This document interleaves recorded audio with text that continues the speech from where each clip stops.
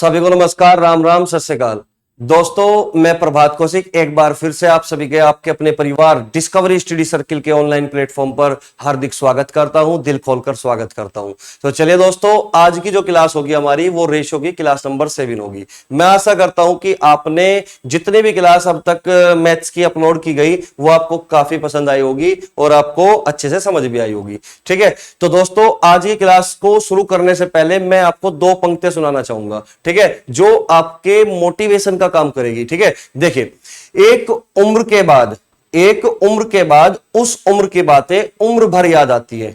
एक उम्र के बाद उस उम्र की बातें उम्र भर याद आती है, पर वह उम्र फिर उम्र भर वापस लौटकर नहीं आती है। कहने का मतलब क्या है दोस्तों इसका, कि अगर आपके पास समय है, वक्त है, तो आप अभी से अपनी पढ़ाई में लग जाइए। अभी अभी एसएससी ने 70,000 वैकेंसी अनाउंस की, तो सबसे बड़ा मौका है दोस्तों आपके पास कि किसी न किसी जॉब में सिलेक्शन लेने का। ये सबसे बड़ा और सुनहरा मौका है, गोल्डन चांस कह सकता हूं मैं इसको। ठीक है, इधर स्टेट गवर्नमेंट की मतलब यूपी कांस्टेबल की तो आनी है, लेकिन एसएससी ने भी क्या किया, 70,000 वैकेंसी अनाउंस कर दी। ठीक है, तो आप दोस्तों एक शिद्दत के साथ अपना मतलब पूरा टाइम अपना झोंक दीजिए, एक शिद्दत के साथ पढ़िए। ठीक है, ताकि आपको सफलता अवश्य मिले। ठीक है दोस्तों, तो चलिए करते हैं आज की क्लास को शुरू क्वेश्चन नंबर 34 से, यानी कि 34 से। ठीक है, जो एक खूबसूरत सा क्वेश्चन है, आपने देख ही लिया होगा कि यदि 5a minus 3b 4a minus 2b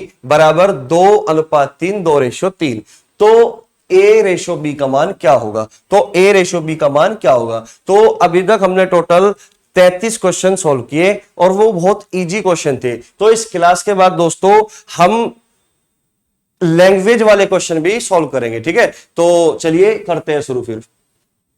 तो दोस्तों यहां पे हमने पहले से ही पढ़ा हुआ है कि अगर हम अंदर वालों की मल्टीप्लाई करें, अंदर वालों की मल्टीप्लाई बराबर बाहर वालों की मल्टीप्लाई, अंदर वालों की मल्टीप्लाई बराबर होता है बाहर वालों की मल्टीप्लाई। एक रेशियो यहां पे दिया हुआ है और एक रेशियो यहां पे दिया हुआ है, तो हम ये कह सकते हैं कि अंदर वालों की मल्टीप्लाई बराबर होगा बाहर वालों की मल्टीप्लाई के। तो जब आप बाहर वालों की मल्टीप्लाई करोगे तो 3 पंजे 15a, 3 पंजे 15a माइनस 3 तिये 9b, ये किसके बराबर हो जाएगा, ये हो जाएगा अंदर वालों की मल्टीप्लाई, यानी कि 2 चौक 8a माइनस 4b। तो 15a में से 8a जब आप घटाओगे, सब्ट्रैक्ट करोगे, तो कितना बचेगा दोस्तों, 7a बचेगा। और जब माइनस का 9a इक्वल के उधर लेके जाओगे तो ये प्लस में बदल जाएगा, तो 9b माइनस 4b कितना बचेगा, 5b। तो 7a बराबर 5b, 7a बराबर किसके होगा, 5b के। तो यहां से हम रेशो निकाल सकते हैं a ratio b। a ratio b कितना होगा, 5:7, 5:7, जो कि एक आसान सा क्वेश्चन है और इसका करेक्ट आंसर दोस्तों सी होगा। क्लियर हुई बात यहां पे। तो हमें देखते ही क्या करना है दोस्तों, इसमें अंदर वालों की मल्टीप्लाई बराबर करना है बाहर वालों की मल्टीप्लाई के, ताकि हम ए रेशियो बी निकाल पाए। ठीक है, मैं आशा करता हूं कि ये सवाल आपको अच्छे से समझ में आ चुका होगा। तो नेक्स्ट क्वेश्चन की ओर बढ़ते हैं दोस्त, क्वेश्चन नंबर 35। देखिए क्वेश्चन नंबर 35, यदि a और b परिमेय संख्या है तथा a plus b root 3, a plus b root 3 बराबर किसके दिया, 1/2 माइनस रूट 3 के, तो a रेशो b क्या होगा। तो इसमें भी आपसे यही पूछना चाहता है कि a रेशो b क्या होगा। तो दोस्तों कुछ नहीं करना, जस्ट आपको क्या करना है, देखिए जब भी इस तरीके से कोई भी चीज लिखी हुई हो, तो 1/2 माइनस रूट 3 इस तरीके से कोई भी चीज लिखी हुई हो, तो सबसे पहला काम आपका क्या होगा, आप ये देख लीजिए कि इसका स्क्वायर और इसका स्क्वायर, यानी कि दोनों के वर्गों का अंतर अगर +1 है, मैं ये कहना चाहता हूं कि अगर दोनों के वर्गों का अंतर क्या है, +1 है, तो आपको रिवर्स लिखना है, जस्ट साइन चेंज करके। आपको क्या लिखना है, जस्ट साइन चेंज करके, यानी कि 1/2 माइनस रूट 3 को उल्टा करके लिख दो। देखिए यहां पे 2 का स्क्वायर कितना होगा, 4, और रूट 3 का स्क्वायर कितना होगा, 3। तो 4 और 3 का जो डिफरेंस आया, अंतर आया, वो कितना है, +1। तो हमें डायरेक्ट क्या करना है, उल्टा करके लिख दीजिए 2 प्लस रूट 3। ये 2 प्लस रूट 3 ये किसके बराबर होगा, ये बराबर होगा a प्लस बी रूट 3 के, ए प्लस बी रूट 3 के। अब केवल और केवल आपको जस्ट कंपैरिजन करनी है, तुलना करनी है। तो यहां पे आप देख रहे होंगे कि जो ए की वैल्यू होगी, ए की वैल्यू क्या होगी दोस्तों 2, और बी की वैल्यू क्या होगी यहां पे 1, क्योंकि रूट 3 यहां पे भी है, रूट 3 यहां पे भी है, तो रूट 3 के सामने क्या लिखा होगा 1, तो बी की वैल्यू क्या हो जाएगी 1। तो आपसे पूछना चाहता है कि ए रेशियो बी का मान क्या होगा। तो ए की वैल्यू कितनी है भाई 2, और बी की वैल्यू कितनी है 1, तो आंसर तो दोस्तों उसका 2:1 होगा। मैं आशा करता हूं कि आप समझ चुके होंगे मेरी बात को, लेकिन फिर भी मैं आपको थोड़ा और डिटेल में समझाने का प्रयास करूंगा। देखिए दोस्तों, यहां पे लिखा हुआ है 1/2 माइनस रूट 3। हमने इसका कुछ नहीं किया, हमने केवल और केवल हर परिमेयकरण किया। हर परिमेयकरण आपने पढ़ा होगा 8-9 क्लास में, ठीक है ना। तो हर परिमेयकरण का मतलब रेशनलाइजेशन। रेशनलाइजेशन का मतलब क्या होगा दोस्तों कि हमें करना क्या होगा, इसमें रेशनलाइजेशन करना होगा, यानी कि जो अपोन में लिखा होता है ना, इसके रिवर्स साइन से ऊपर नीचे मल्टीप्लाई, यानी कि 2 माइनस रूट 3, वो 2 plus root 3 upon 2 plus root 3। जब ऊपर नीचे अपोजिट साइन से आप मल्टीप्लाई करते हो तो ऊपर क्या होगा 2 प्लस रूट 3 अपोन, यहां पे क्या होगा, ये a माइनस बी है, ये a प्लस बी है, तो इसका मतलब फॉर्मूला होता है दोस्तों a square minus B square. ये किसके बराबर a प्लस बी और इंटू a माइनस बी के बराबर होता है, a plus B into a minus B के बराबर। ये डायरेक्ट फॉर्मूला बना हुआ है, a minus B into a plus B, यानी कि 2 का स्क्वायर माइनस रूट 3 का स्क्वायर कितना बनेगा 4 माइनस 3, यानी कि नीचे क्या हो जाता है 1, तो फाइनल क्या बचेगा 2 प्लस रूट 3। लेकिन दोस्त अगर आप एग्जाम में इतना काम करोगे, इतना लिखोगे, तो आप कैसे सिलेक्शन ले पाओगे, ठीक है ना। तो इतनी चीज आपको मन में करनी पड़ेगी, इतनी चीज आपको यानी कि मेंटली सॉल्व करनी पड़ेगी। तो इसके लिए सबसे बेस्ट तरीका क्या होगा, जब भी इस तरीके से कोई भी चीज लिखी हो तो आप सबसे पहले ये देख लीजिए क्या इन दोनों के वर्गों का अंतर +1 है। अगर इन दोनों के वर्गों का अंतर +1 है तो केवल आपको उल्टा करके लिखना है, और वो भी साइन चेंज, यानी कि रिवर्स लिख दो और साइन चेंज कर दो, ठीक है ना। रिवर्स लिख दो और साइन चेंज। तो 1/2 माइनस रूट 3 है, तो हमें डायरेक्ट क्या लिखना था 2 प्लस रूट 3, उल्टा लिखना है और साइन चेंज करना है 2 प्लस रूट 3। क्लियर हुई बात, ठीक है। तो केवल आपको इतना काम करना है। तो a प्लस बी रूट 3 बराबर किसके होगा 2 प्लस 1 रूट 3 के। अब जब कंपैरिजन करोगे तो a की वैल्यू कितनी 2 और b की वैल्यू कितनी 1, तो a रेशियो b कितना होगा 2:1। ये सवाल का उत्तर होगा। मैं आशा करता हूं कि आप इस बात को समझ चुके होंगे। क्लियर हुई बात। तो मैंने पूरा डिटेल में आपको बता दिया कि हमने कुछ नहीं किया दोस्त, हर परिमेयकरण किया, यानी कि रेशनलाइजेशन किया। क्लियर हुई बात यहां तक, ठीक है। तो चलिए दोस्तों नेक्स्ट क्वेश्चन की ओर बढ़ते हैं। Question number 36। क्वेश्चन नंबर 36 देखिए भाई, यदि a रेशियो b बराबर c रेशियो d हो तो ma plus N C upon M B plus N D का मान क्या होगा। देखते ही आंसर लगाना है। रेशियो क्या होगा दोस्तों सी, आंसर क्या होगा आपका सी ऑप्शन। देखते ही आंसर क्या होगा सी ऑप्शन। लेकिन ये देखते ही आंसर कहने का मतलब हुआ कि ये आप कैसे करोगे, ये समझना है, ठीक है। अब समझना दोस्तों, इसके लिए आपको एक छोटा सा कंसेप्ट समझना पड़ेगा पहले। तो मैं सबसे पहले आपको एक छोटा सा कंसेप्ट सिखाना चाहता हूं।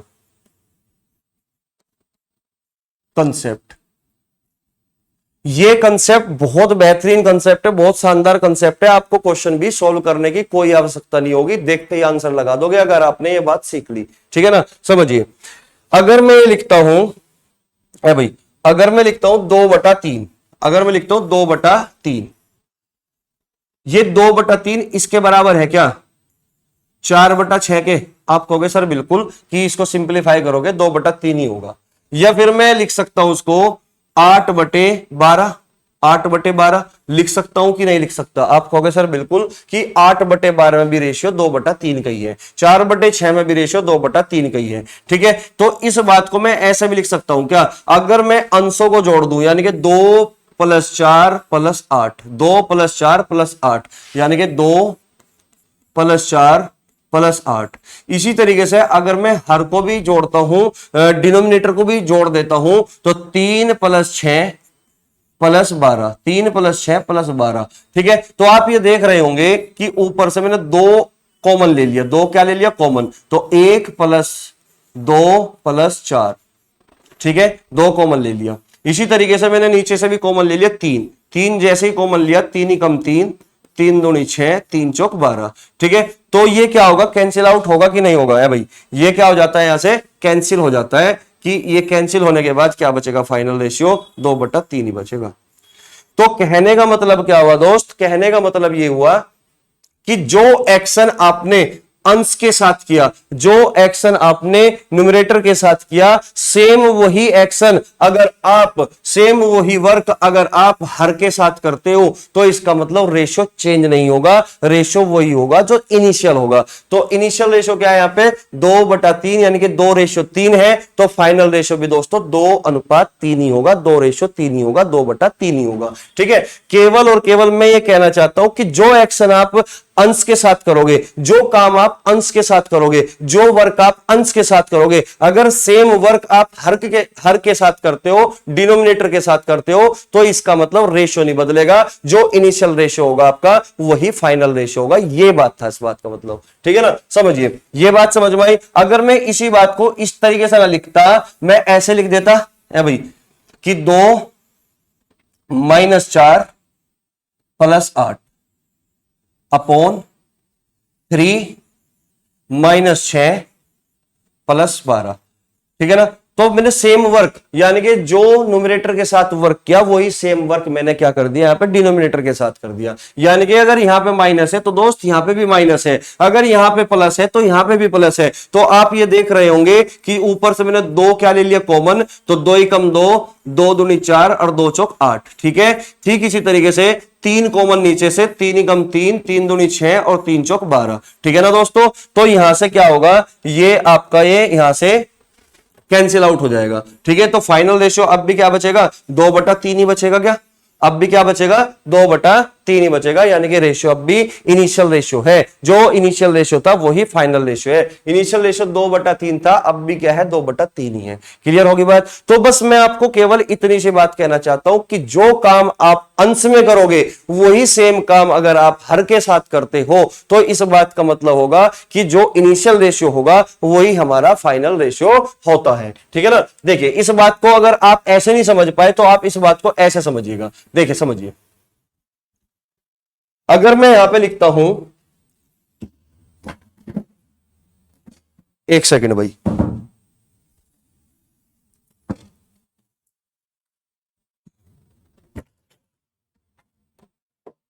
देखिए दोस्तों, अगर मैं यहां पे लिखता हूं A/B बराबर C/D बराबर E/F। ठीक है, और इसका जो रेशियो होगा वो 2/3, इसका जो रेशियो होगा वो 2/3। क्लियर हुई बात। और मैं आपसे ये पूछ लूं कि आप ये बताइए A + C + E upon B + D + F का रेशियो क्या होगा। तो एक तरीका तो दोस्तों ये है, एक तरीका तो आपके पास ये है कि आप ये समझते हो कि A/B का मान भी 2/3 है, C/D का मान भी 2/3 है, E/F का मान भी 2/3 है। इसका मतलब A की वैल्यू भी क्या होगी दोस्तों, 2 यूनिट, C की वैल्यू भी क्या होगी, 2 यूनिट, और E की वैल्यू भी क्या होगी, 2 यूनिट। ठीक इसी तरीके से B की वैल्यू भी क्या होगी, 3 यूनिट, D की वैल्यू भी 3 यूनिट और F की वैल्यू भी 3 यूनिट। क्लियर हुई बात। तो यहां पर आप वैल्यू पुट करोगे 2 + 2 + 2 यानी कि 6, 3 + 3 + 3 यानी कि 9। तो जब आप रेशो निकाल लोगे तो 3 दूनी 6, 3 3 9। तो इसका मतलब जो इनिशियल रेशो था 2/3 वही आपका फाइनल रेशो यानी कि 2/3 ही आया। आया कि नहीं आया। इसका मतलब ये हुआ कि अगर मैं इस बात को ऐसा ना लिख के मैं ऐसे भी लिख देता ना, A - C + E upon B - D + F, यानी कि जो वर्क मैं ऊपर कर रहा हूं वही सेम वर्क मैं नीचे कर रहा हूं। अगर यहां पे माइनस लगाया तो मैंने यहां पे भी क्या लगाया, माइनस लगाया। तो इसका मतलब क्या होगा कि A की वैल्यू 2 - C की वैल्यू भी 2 और E की भी वैल्यू 2 अपॉन B की वैल्यू कितनी, 3 - 3 तो 2 से 2 कटेगा, 3 से 3 कटेगा। तो फाइनल रेशो क्या बचेगा दोस्तों, फाइनल रेशो अब भी क्या बचेगा, 2/3 ही बचेगा। यानी कि जो काम आप ऊपर करते हो वही सेम काम अगर आप नीचे करते हो तो दोस्तों रेशो नहीं बदलता। तो दोस्तों रेशो नहीं बदलेगा। कहने का मतलब ये हुआ। अगर मैं इस बात को ऐसे लिखता है भाई, अगर मैं इस बात को ऐसे लिखता कि आप मुझे इसका मतलब बताइए, इसका आंसर बताइए, ठीक है ना, कि 2a plus 3c plus 4e upon 2b plus 3d plus 4f।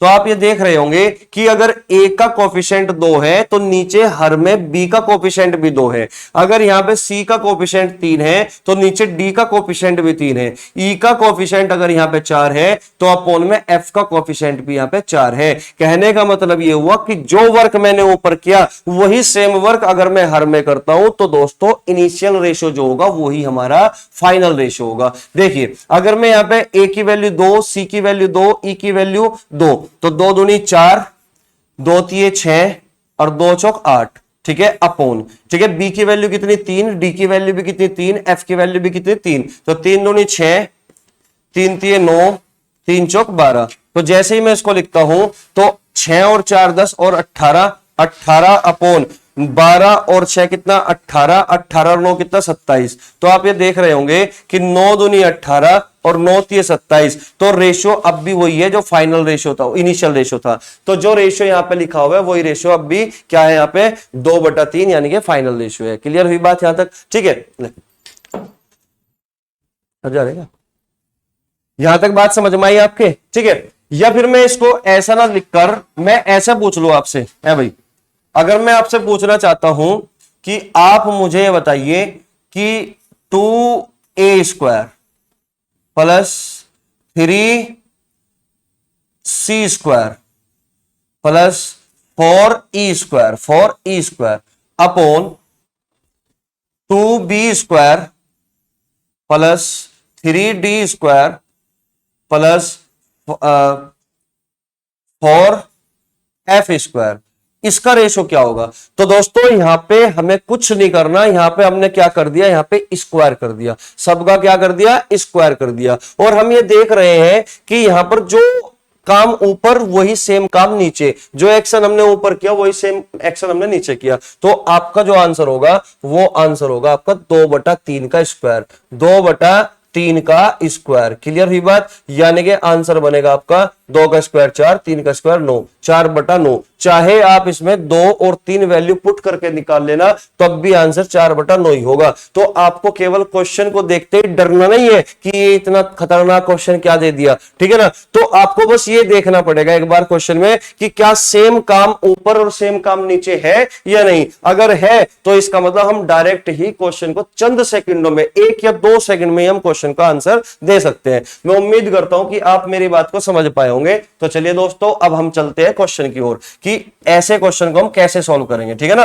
देखिए करना क्या है इस क्वेश्चन में, क्वेश्चन में दिया हुआ है कि यदि a अनुपात b, भाई a/b तो है, इसका मतलब a अनुपात b बराबर c/d, ठीक है। तो आप ये देख रहे होंगे कि जो एक्शन हमने अंश में किया, किसमें, अंश में किया, कि a का कोफिशिएंट यहां पे क्या है m, तो नीचे b का भी कोफिशिएंट क्या है यहां पे m, यहां पे c का कोफिशिएंट क्या है n, तो यहां पे d का भी कोफिशिएंट क्या है दोस्तों n। इसका मतलब जो काम हम अंश में करते हैं वही सेम काम अगर हम हर में करते हैं तो दोस्तों आंसर नहीं बदलेगा, आंसर वही होगा जो इनिशियल होगा। यानी कि आंसर हमारा a/b भी है और आंसर हमारा c/d भी है। आंसर a अनुपात b भी सही है और आंसर c अनुपात d भी सही है। क्लियर हुई बात, ये डिपेंड करेगा कि ऑप्शन में क्या दिया हुआ है। तो ऑप्शन में दोस्तों कहीं पे भी c अनुपात d नहीं दिया तो आंसर क्या होगा, सी ऑप्शन होगा, यानी कि a अनुपात b होगा।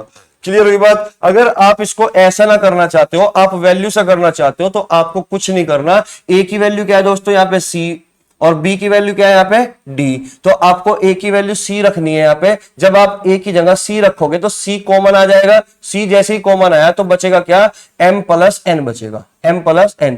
ठीक इसी तरीके से अगर आप b की वैल्यू d को यहाँ पे पुट कर दोगे तो d जैसे ही यहाँ पे रखोगे तो d इधर भी है और d इधर भी है, तो d कॉमन लोगे तो अंदर क्या बचेगा, m+n बचेगा, अंदर क्या बचेगा, m+n। और m+n से m+n क्या हो जाएगा, कट जाएगा, तो रेशो क्या आएगा दोस्तों, c/d आएगा। क्या आएगा, c/d।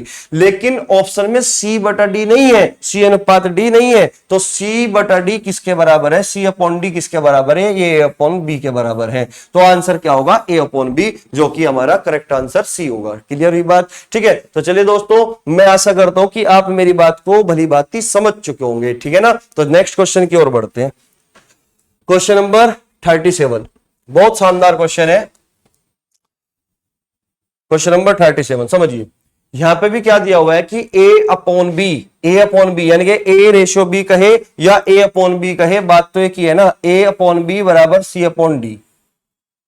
तो M A plus N C upon M B plus N D निम्न में से किसके बराबर नहीं हो सकता? निम्न में से किसके बराबर नहीं हो सकता? आप मुझे ये बताइए कि जो एक्शन हमने, जो काम हमने, जो वर्क हमने अंश में किया, क्या वही सेम काम हम हर में कर रहे हैं? भाई ए अपॉन बी का मतलब ए बटा बी है, और ये किसके बराबर है? सी बटा डी के। तो हमने क्या किया?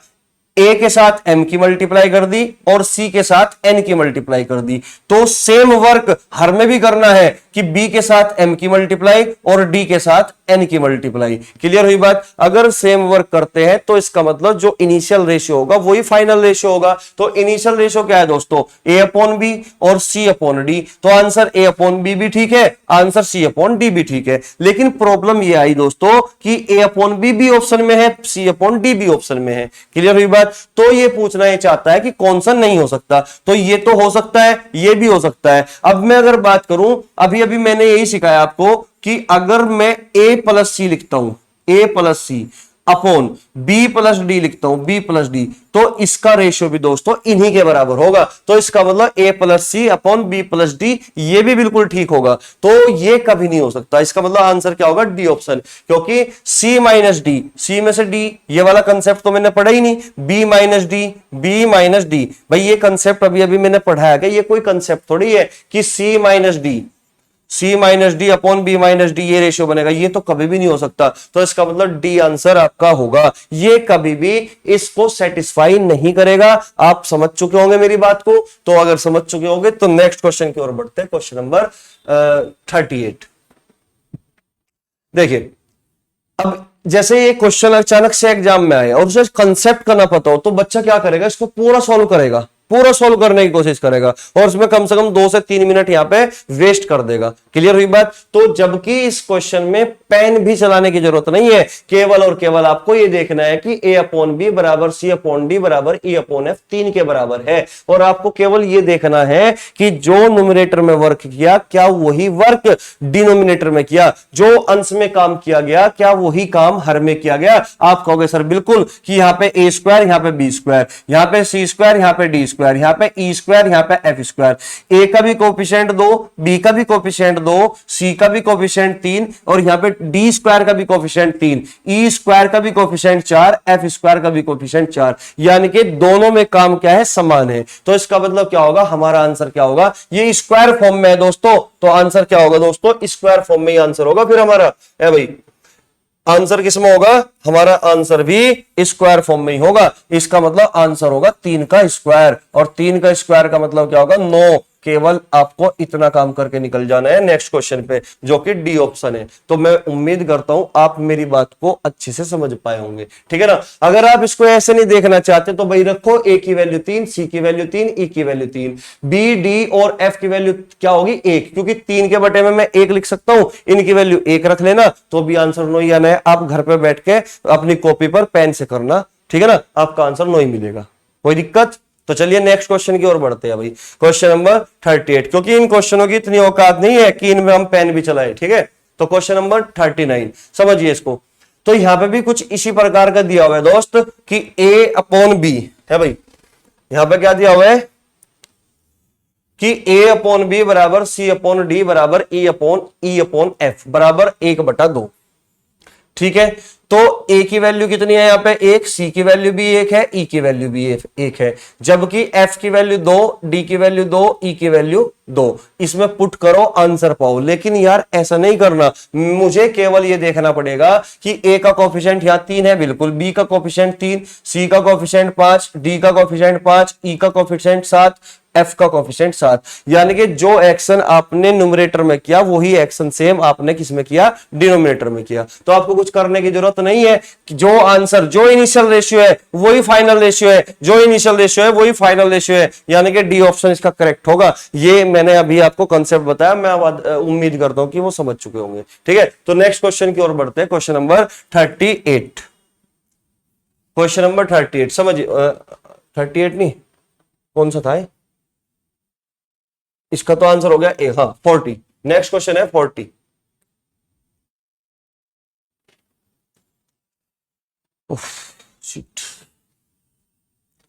देखिए भाई, क्वेश्चन नंबर 40, यदि a बटा बी बराबर c बटा डी बराबर 3/5, तो a square minus 2c² upon B square minus 2d²।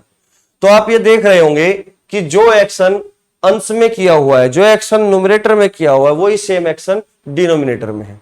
यहां पे c स्क्वायर का कोएफिशिएंट 2 है और यहां पे डी स्क्वायर का कोएफिशिएंट 2 है। सी स्क्वायर का कोएफिशिएंट 2, डी स्क्वायर का कोएफिशिएंट 2। यहां पे ए स्क्वायर किया हुआ है, इधर अपॉन में बी स्क्वायर किया हुआ है, तो सेम वर्क किया हुआ है। इसका मतलब जो एक्शन ऊपर वही सेम एक्शन नीचे। तो आपका जो आंसर होगा दोस्त वो इसका स्क्वायर होगा। इसका मतलब वो इसका क्या होगा, स्क्वायर, क्योंकि स्क्वायर किया हुआ है ना स्क्वायर फॉर्म में। 3 का स्क्वायर 9 और 5 का स्क्वायर कितना, 25। तो आंसर हुआ 9/25, जो कि बी करेक्ट आंसर होगा। मैं उम्मीद करता हूं कि आप मेरी बातों को समझ पा रहे होंगे। ठीक है, तो नेक्स्ट क्वेश्चन की ओर बढ़ते हैं। क्वेश्चन नंबर 41, क्वेश्चन नंबर 41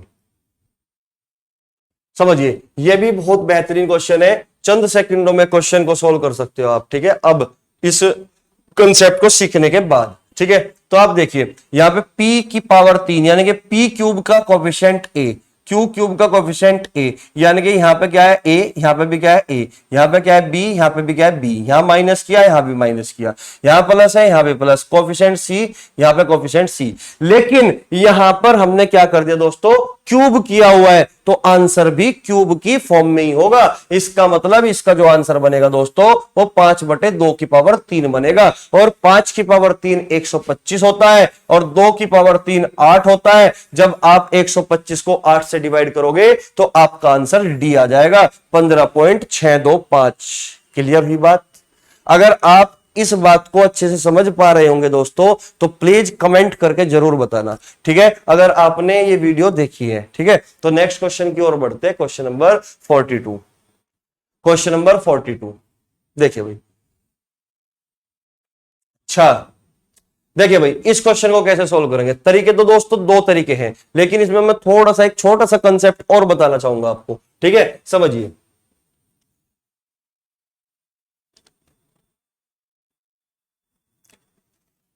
एक छोटा सा कंसेप्ट एक एग्जाम्पल के माध्यम से ही।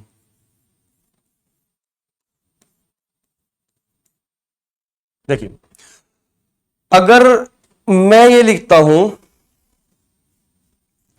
कि a plus b ratio b plus c ratio c plus a, और इनका जो रेशियो है, इनका रेशियो मान के चलिए मैं ले लेता हूं 5:6:7। ठीक है, और मैं आपसे पूछ लूं कि आप मुझे बताइए a ratio b ratio c इसका मान क्या होगा, A ratio B ratio C इसका मान क्या होगा या इसका अनुपात क्या होगा। मैं आपसे ये पूछना चाहता हूं, यहां पे जो रेशियो दिया हुआ है वो a plus b ratio b plus c ratio c plus a का दिया हुआ है 5:6:7 के अनुपात में। लेकिन मैं आपसे जानना चाहता हूं कि A ratio B ratio C क्या होगा। मैं आपको देता हूं 30 सेकंड।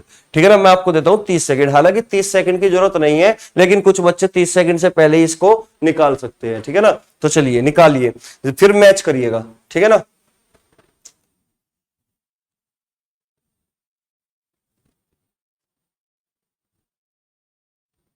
देखिए हो चुका होगा। ठीक है, पहले समझिए, उसके बाद बताऊंगा कि करना क्या है, डायरेक्ट किस तरीके से हम इसको लिख सकते हैं, वो भी तरीका मैं बताऊंगा आपको। ठीक है भाई, अगर मुझे ए बी सी का अनुपात चाहिए तो सबसे पहले दोस्तों मैं क्या करूंगा, इन सबको जोड़ लूंगा, इन सबको क्या कर लूंगा, जोड़ लूंगा। तो ए यहां पे भी है, ए यहां पे भी है, तो 2a बनेगा, बी यहां पे भी है, बी यहां पे भी है, 2b बनेगा, सी यहां पे भी है, सी यहां पे भी है, 2c बनेगा। जैसे ही मैं 2 को कॉमन ले लेता हूं, जैसे ही मैं 2 को कॉमन लिया तो क्या बचा, a प्लस बी प्लस सी, यानी कि 2 इंटू ए प्लस बी प्लस सी। जैसे ही मैं इन सबको जोड़ता हूं तो 2a plus 2b plus 2c बनेगा, और जैसे ही 2 कॉमन लोगे तो 2 इंटू ए प्लस बी प्लस सी बनेगा। यानी कि इनको जोड़ने के बाद क्या मिला मुझे, 7 और 6 13 और 5 18, ये 18 के बराबर होगा। यानी कि ए प्लस बी प्लस सी ये किसके बराबर होगा दोस्तों, ये 9 के बराबर होगा। यहां तक बात आपके समझ में आई होगी, मैं उम्मीद करता हूं इतनी, ठीक है ना।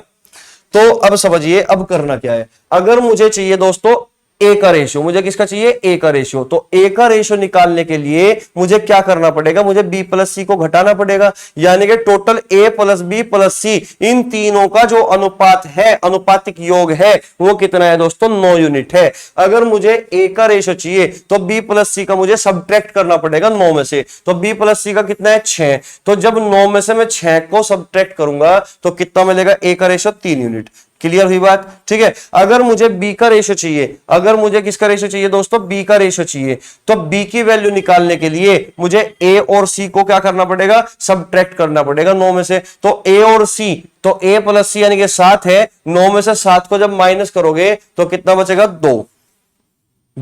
तो अब मुझे चाहिए किसका रेशियो, सी का रेशियो। तीनों का कुल अनुपातिक योग 9 यूनिट है, कितना, 9 यूनिट। यहां पे कितना हो चुका, 5, तो कितना बचा, 4, तभी तो 9 बनेगा ना, 3 और 2 5 और 4, तो 3:2:4 इसका रेशियो आया। क्लियर हुई बात। एक तरीका तो दोस्तों ये है रेशियो निकालने का कि हम इस तरीके से निकाल सकते हैं, लेकिन एक दूसरा तरीका भी है जो आप डायरेक्ट लिखना, जो आपको डायरेक्ट आना चाहिए लिखना। देखिए अगर मुझे चाहिए ए अनुपात बी,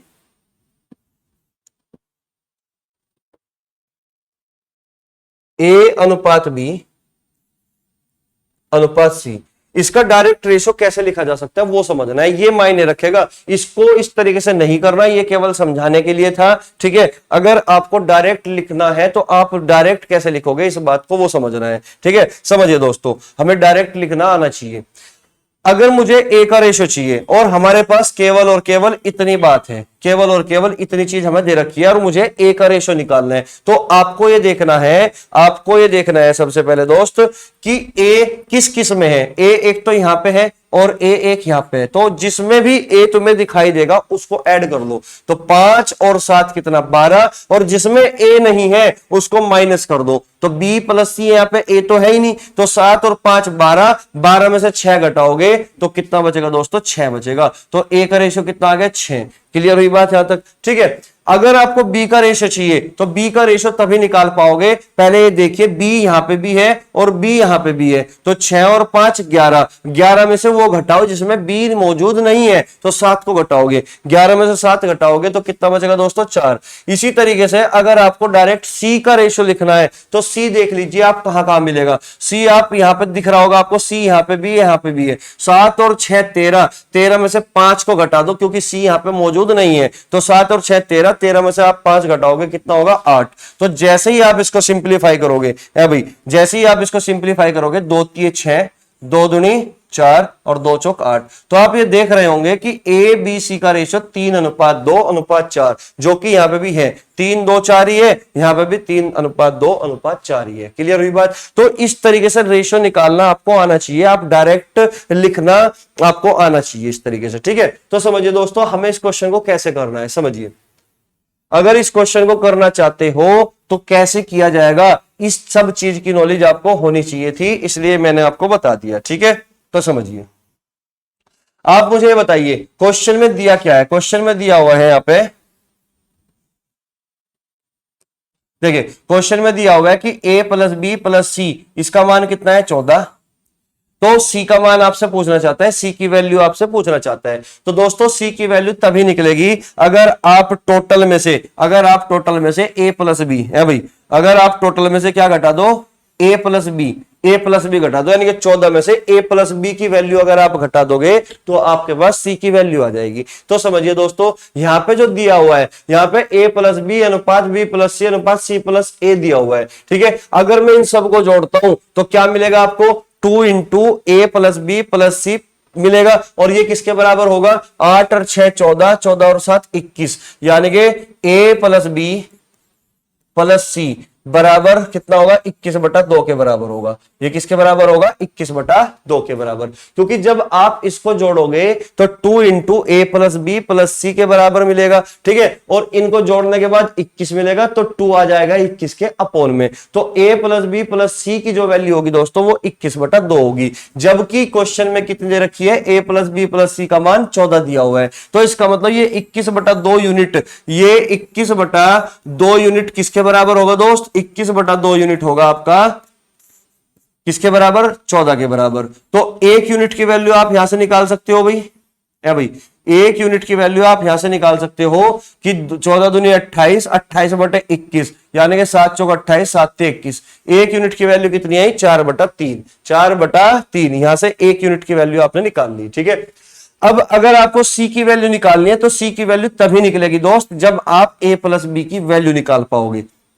तो एक यूनिट की वैल्यू 4/3 और ए प्लस बी का रेशियो कितना है, 6, तो 6 यूनिट की वैल्यू कितनी होगी, भाई 6 यूनिट की वैल्यू कितनी होगी, 8 होगी भाई। 6 की मल्टीप्लाई करोगे तो 3 दूनी 6 और 2 चौक 8, तो 6 यूनिट की वैल्यू 8 निकाल ली, यानी कि 6 यूनिट किसकी वैल्यू है, ये 6 यूनिट है आपकी ए प्लस बी का मान। तो इसका मतलब ए प्लस बी बराबर किसके है, ए प्लस बी 8 के बराबर है। अगर ये ए प्लस बी 8 के बराबर है तो सी में मैं ऐसा क्या जोड़ दूं, सी की वैल्यू ऐसी क्या ले लूं कि 14 के बराबर हो जाए, तो आप कहोगे सर सी की वैल्यू आपको 6 लेनी पड़ेगी, तभी 8 और 6 14 मिलेगा। तो इसका मतलब सी की वैल्यू कितनी हो जाएगी, 6। तो करेक्ट आंसर क्या होगा, ए ऑप्शन। तो एक तरीका तो दोस्तों ये था इस क्वेश्चन को सोल्व करने का, ठीक है, कि जो चीज क्वेश्चन में दी गई है वही चीज आप रेशो से निकाल लो। क्वेश्चन में दिया गया था ए प्लस बी प्लस सी, तीनों का योगफल दिया हुआ था, तो आप अनुपात से भी तीनों का अनुपातिक योगफल निकाल लीजिए। तो अनुपातिक योगफल कितना है, 21/2 यूनिट आया।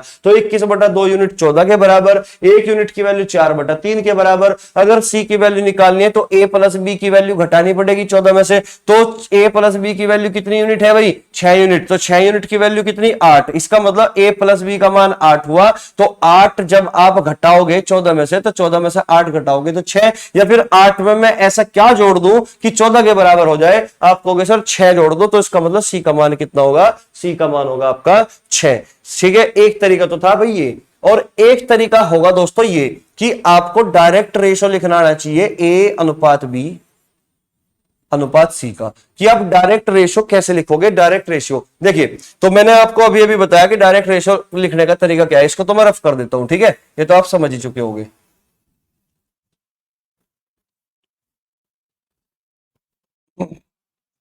तो दोस्तों डायरेक्ट रेशियो लिखने का तरीका आपको बताया कि अगर मुझे ए का रेशियो चाहिए है भाई, अगर मुझे ए का रेशियो चाहिए तो करना क्या होगा, तो ए देख लीजिए किस किस में है, एक तो यहां पे है, एक यहां पे है। तो इसका मतलब 8 और 6 14, 14 में से आप 7 घटाओगे तो कितना बचेगा, 7। तो ए का रेशियो आ गया भाई 7 यूनिट। इसी तरीके से अगर आपको बी का रेशियो चाहिए तो बी दोनों में है, तो 7 और 6 13, 13 में से 8 घटा दो, कितना बचेगा, 5 यूनिट। तो बी का रेशियो कितना है दोस्तों, 5 यूनिट। अगर आपको सी का रेशियो चाहिए तो सी कहां है, दो बाद के 2 में, तो 8 और 7 15, 15 में से 6 घटा दो आप, 15 में से जैसे ही आप 6 घटाओगे तो कितना बचेगा, 9 है भाई। 15 में से 6 घटाओगे तो कितना बचेगा, 9। क्लियर हुई बात। अब क्वेश्चन में हमें दिया क्या है दोस्तों, क्वेश्चन में हमें दिया हुआ है ये कि ए प्लस बी प्लस सी का मान 14, ए प्लस बी प्लस सी का मान 14, यानी कि तीनों का योगफल 14 दिया हुआ है। तो अनुपातिक योगफल कितना होगा भाई, तीनों का अनुपातिक योगफल 7 और 5 12, 12 और 9 कितना होगा, 21। अनुपातिक योगफल हुआ हमारा 21 यूनिट, जो कि आपके 14 के बराबर होगा। तो एक यूनिट की वैल्यू किसके बराबर, एक यूनिट की वैल्यू 2/3 के बराबर होगी। अगर एक यूनिट की वैल्यू 2/3 के बराबर है दोस्त, आपसे क्या पूछना चाहता है, सी की वैल्यू। तो इसका मतलब सी की वैल्यू कितनी है, 9 यूनिट। तो 9 यूनिट की वैल्यू जानना चाहता है आपसे, तो 9 यूनिट की वैल्यू किसके बराबर होगी, 2/3 की मल्टीप्लाई करोगे, 3 3 9, 3 दूनी 6। तो एक तरीका दोस्तों ये हुआ, इसका मतलब आंसर हुआ आपका 6। तो जैसा आप क्वेश्चन को करना चाहते हो वैसा आप क्वेश्चन को कर सकते हो। मैं आशा करता हूं कि आप मेरी दोनों ही बातों को समझ चुके होंगे, दोनों ही तरीकों को समझ चुके होंगे। ठीक है, ये भी अपने आप में एक बेस्ट तरीका था और वो भी अपने आप में एक बेस्ट तरीका था। दोनों ही तरीके बेस्ट है, वो क्वेश्चन के डाटा पे डिपेंड करता है कि आप इसको करने के लिए आपको ये वो पहले वाला तरीका चुनोगे या फिर ये वाला तरीका चुनोगे। ठीक है, तो चलिए दोस्तों अगले क्वेश्चन पे बढ़ते हैं। क्वेश्चन नंबर 43 देखिए भाई, क्वेश्चन नंबर 43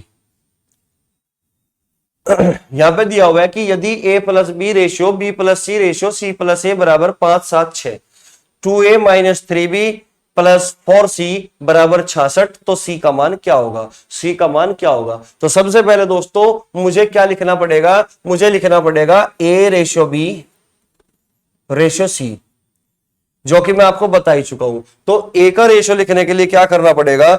ये देख लीजिए, ए यहां पे भी है और लास्ट वाले में भी है। 6 और 5 11, 11 में से 7 घटाओगे आप, 11 में से 7 गए, कितने बचे? 4। तो ए की वैल्यू कितनी होगी दोस्तों? 4 यूनिट। बी की वैल्यू अगर आपको निकालनी है तो पहले दोनों को जोड़ दो, यानी कि 7 और 5 12, 12 में से 6 घटाओगे आप 6, तो ये कितना है दोस्तों? 6 यूनिट। जैसे ही आप सी की वैल्यू निकाल लोगे, सी का रेशियो निकाल लोगे, तो बाद के 2 में है ना सी यहां पे भी मौजूद है, यहां पे भी। तो 7 और 6 13, 13 में से 5 घटाओगे तो कितना बचेगा? 8। तो रेशियो आया कितना? 8। इसको सिंप्लीफाई कर सकते हो आप, 2 दूनी 4, 2 3 6 और 2 चौक 8, यानी कि रेशियो जो बना फाइनल 2 3 4 का बना। फाइनल रेशियो कितना बना? 2 3 4 का, जब आप इसको सिंप्लीफाई कर देते हो। ठीक है, 2 3 4 का। तो इसका मतलब यहां से हमने निकाल लिया 2:3:4। यहां तक आपको कोई डाउट हो तो आप मुझसे पूछ सकते हो। ठीक है ना, पूछ तो सकते नहीं, कमेंट कर सकते हो आप बस। ठीक है ना, सी की वैल्यू पूछ रहे हैं, तो सी की वैल्यू कितनी है दोस्तों? 4 यूनिट, यानी कि आपसे वो 4 यूनिट की वैल्यू जानना चाहता है। तो आंसर दोस्तों वही होगा जो 4 से पूरा पूरा कटेगा है भाई। तो एक तो बी ऑप्शन नहीं कर सकता 4 से, और एक आपका डी ऑप्शन नहीं कर सकता। क्लियर हुई बात? देखिए तो आंसर 12 भी हो सकता है, 24 भी हो सकता है। ठीक है, आप मुझे एक बात बताइए, ए की वैल्यू कितनी है? 2 यूनिट, तो 2 दूनी 4, माइनस बी की वैल्यू कितनी है? 3, 3 3 9, और सी की वैल्यू कितनी है? 4, तो 4 चौक 16, 4 चौक 16।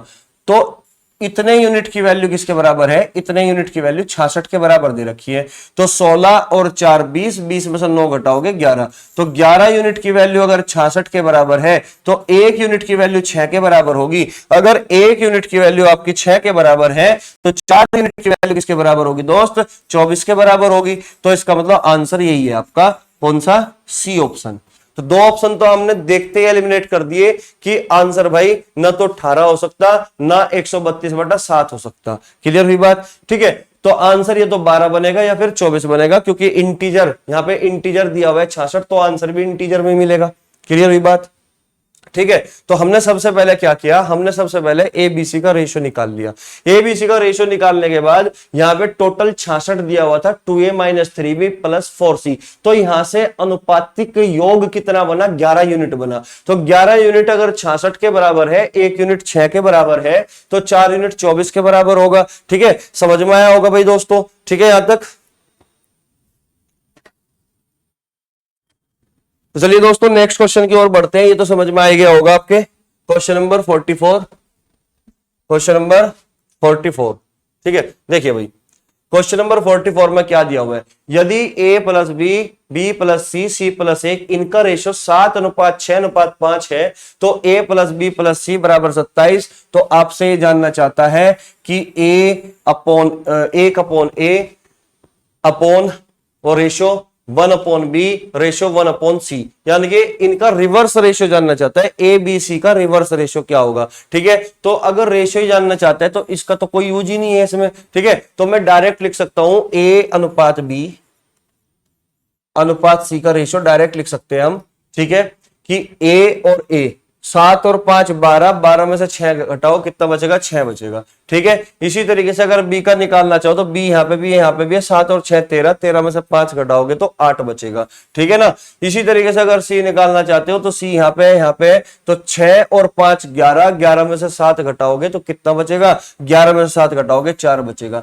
जब सिंप्लीफाई करोगे दोस्तों तो 2 3 6, 2 चौक 8, 2 चौक 8 और 2 दूनी 4, यानी कि 3 4 2 का रेशियो बनेगा, 3 4 2 का, 3 4 2 का। तो यहां तक तो आपको कोई दिक्कत हुई नहीं होगी, ये तो आप समझ ही चुके होंगे। ठीक है ना, किस तरीके से हम रेशियो लिखते हैं। ठीक है, अब रिवर्स रेशियो जानना चाहता है आपसे वो, भाई आपसे क्या जानना चाहता है? रिवर्स रेशियो जानना चाहता है। रिवर्स रेशियो का मतलब क्या होगा दोस्तों? वो आपसे 1/a अनुपात 1/b अनुपात 1/c, इसका मतलब आपसे वो जानना चाहता है 1/3 अनुपात 1/4 अनुपात 1/2। और आप ये बात अच्छे से जानते हो कि कभी भी रेशियो को हम फ्रैक्शन के रूप में नहीं लिखते। अगर फ्रैक्शन के रूप में नहीं लिखते तो इंटीजर के रूप में लिखते हैं। तो इंटीजर के रूप में लिखने के लिए जो अपोन में होता है उन सब के एलसीएम से पूरे रेशियो को हम क्या करते हैं? मल्टीप्लाई करते हैं। तो 3 4 2 का जो एलसीएम होगा दोस्तों वो 12 होगा। कितना? 12।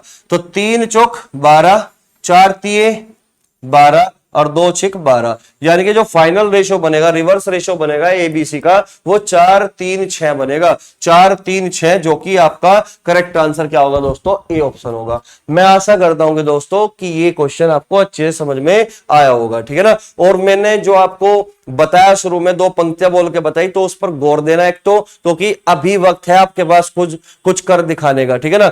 अभी अगर आपने सिलेक्शन ले लिया तो पूरी जिंदगी आप आराम में बिताओगे, लेकिन अगर आप अभी आराम से मतलब आराम करोगे तो पूरी जिंदगी आप दुख में बिताओगे। याद रखना मेरी बात को। ठीक है ना। और अब तो आपके पास इतना अच्छा मौका है दोस्तों, ऑफलाइन भी क्लास है, ऑनलाइन भी क्लास है, मतलब कहीं भी पढ़ो, वो मैटर नहीं करता। मैटर करता है केवल सिलेक्शन लेना, कि सिलेक्शन लिया कैसे जा सकता है। सिलेक्शन दोस्तों लिया तभी जा सकता है अगर आप पूरे शिद्दत के साथ अच्छे से मेहनत करते हो, तब जाके तुम्हें सिलेक्शन मिलेगा, तब जाके तुम्हें कामयाबी मिलेगी।